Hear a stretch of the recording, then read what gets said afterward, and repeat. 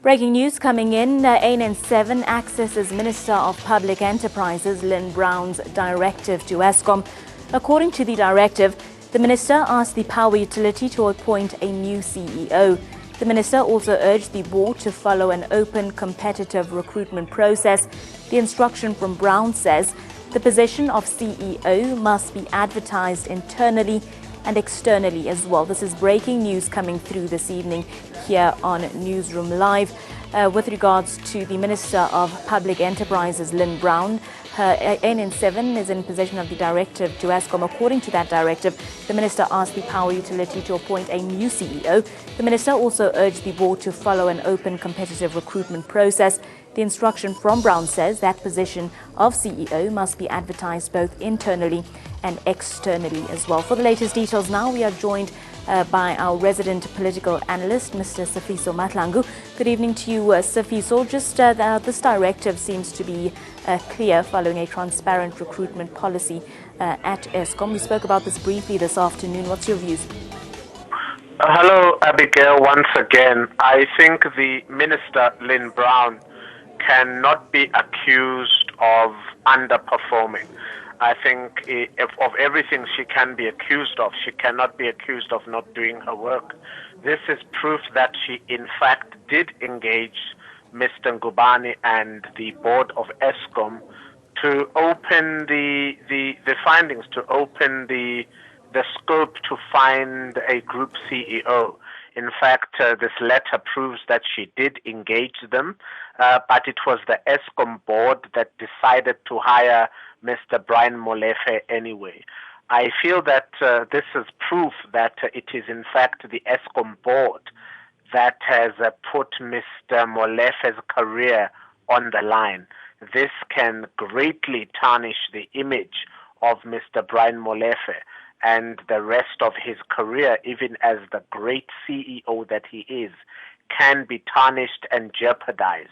And I think in this case, people should not blame the ANC or even the Minister Lynn Brown, because she wrote to the Eskom board, but the Eskom board, it seems, decided not to hear the minister and decided to reappoint Mr. Molefe anyway.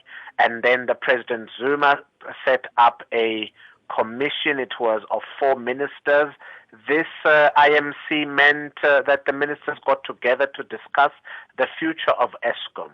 They then, in the interministerial committee, decided to recall or to rescind or to reverse the decision to reappoint Mr. Molefe. Mm-hmm. At this point, Mr. Molefe is not the group CEO of Eskom, and I think it is the Eskom board that should be held accountable for this. If at any point Mr. Molefe thinks that his career has been jeopardized, he needs to look at the very board that has appointed him. It is that same board that has shattered him today. So the minister has asked the Eskom board to come up with 2 names within the next 48 hours. Any names doing the rounds as yet? Well, I believe the Eskom board is going to write back to the minister to request that Mr. Brian Molefe stays in office until they can find another group CEO.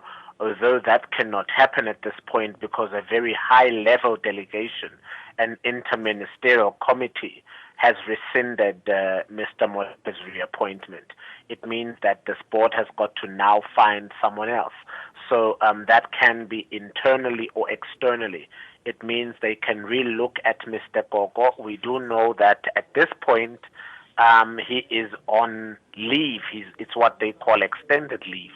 So he might not be available to come back. He was the group acting CEO when Mr. Molefe went to Parliament. He knows a lot about Eskom and he's been there for a while. He might be a good option, but many feel that there's a lot of shade to his path, or there is a cloud surrounding him. They might, however, at this point choose someone who has been acting in various positions, in case the head of accounting at the SOE, or then they might have to finch from outside.